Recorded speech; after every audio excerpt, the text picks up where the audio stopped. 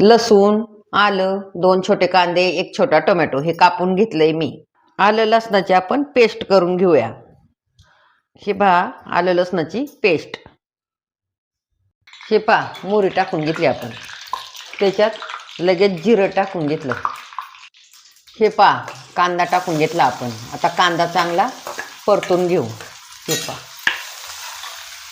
हे पहा कांदा चांगला हे आलं लसणाची पेस्ट टाकून घेतली आपण.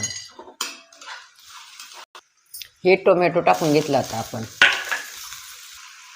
हे पहा मीठ, हळद, धना पावडर, घरचा गरम मसाला म्हणजे आणि हे सगळं याच्यात आता मिक्स करून घेतलं. साठवणीचा मसाला आहे आपला. हे पहा मिरची पावडर 1 चमचा टाकून घेतली. हे पहा आता फरसबी टाकून घेऊ. धुवून ठेवली, कापून धुतली. हे पहा आता ही चांगली परतून घेऊ आपण. हे पहा असं परतून घेऊ, सगळी मिक्स करू चांगलं.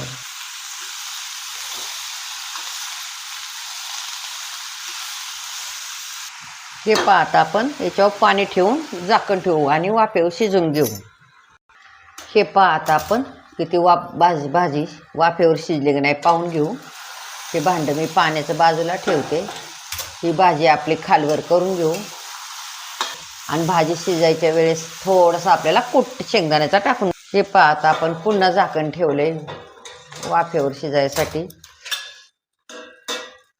आता हे झाकण आपण बाजूला काढू.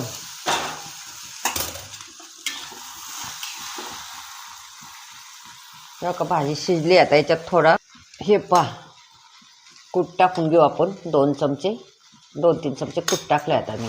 आता हे चांगलं मिक्स करून घेते मी. हे पहा झाकून.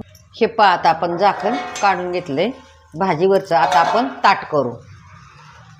गॅस बंद करू आता आपण आणि ताटात भाजी घेऊ आपण.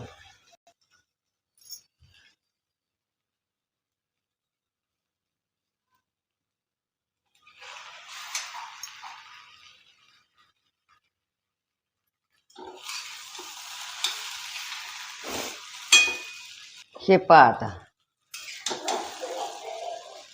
आणि हे पहा आता भाकरी आहे आणि आता मी तुम्हाला खाऊन दाखवते कसं झाले ते पहा. एकच नंबर झाली. आणि माझ्या चॅनलवर जाऊन मला सबस्क्राईब करा आणि इंस्टाग्रामला फॉलो करा. बाय.